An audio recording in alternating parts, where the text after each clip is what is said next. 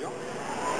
હમણાં એક નાની બાળકી એની દાદીને કહે છે, દાદી દાદી મને ખબર છે તમે નાટકમાં કામ કરો છો. દાદી કે મારી ઉંમર છે નાટકમાં કામ કરવાની. હા મને ખબર છે તમે નાટકમાં કામ કરો છો. દાદી કે તારી મમ્મીને સાંજે આવવા દે, હું તારી ખબર લેવડાવું. મમ્મી જ પપ્પાને રાત્રે કહેતી હતી ડોશીનું નાટક ચાલુ થઈ ગયું છે. બહુ સંભાળા જેવો બાળકો સામે વાત કરતા કે છે મમ્મી મમ્મી તારા અડધા વાળ કેમ સફેદ થઈ ગયા? મમ્મી કે હું તારા ટેન્શનમાં, તું આખો દાડો મને હેરાન કરે ને, તારા ટેન્શનમાં મારા અડધા વાળ સફેદ થઈ ગયા. અચ્છા મમ્મી હવે મને ખબર પડી દાદીના પૂરા વાળ કેમ સફેદ થઈ ગયા. છોકરાઓ કેવા જવાબ આપે. મારી બાજુમાં છોકરો રહે છે, એનું નામ મનુ. સ્કૂલમાં ટીચરે મનુને સવાલ કર્યો, Manu let me check your grammar.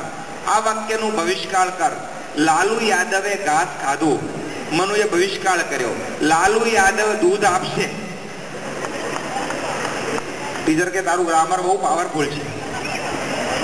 એક પ્રશ્ન તને એરેથમેટિક નો કરું છું. માની લે કે તારી પાસે 100 રૂપિયા છે અને તું તારા પિતાજી પાસે 100 રૂપિયા માંગે છે, તો કુલ મળીને તારી પાસે કેટલા રૂપિયા થાય? મનુ કે ટીચર 100 રૂપિયા.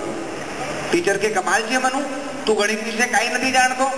મનુ કે ગણિત વિશે હું જાણું છું, તમે મારા પિતાજીને નથી જાણતા. એ 100 આપે નહીં તો 200 થાય ક્યાંથી? ટીચર કે ઠીક છે, એક પ્રશ્ન તને જનરલ નોલેજ નો કરું છું. 14 નવેમ્બરે બાળ દિન મનાવવામાં આવે છે. 14 નવેમ્બરે બાળ દિન કેમ મનાવવામાં આવે છે? મનુ કે ટીચર બહુ સીધો હિસાબ છે. 14 ફેબ્રુઆરીએ વેલેન્ટાઇન ડે મનાવવામાં આવે છે, એના બરાબર 9 મહિના પછી 14 નવેમ્બર આવે છે.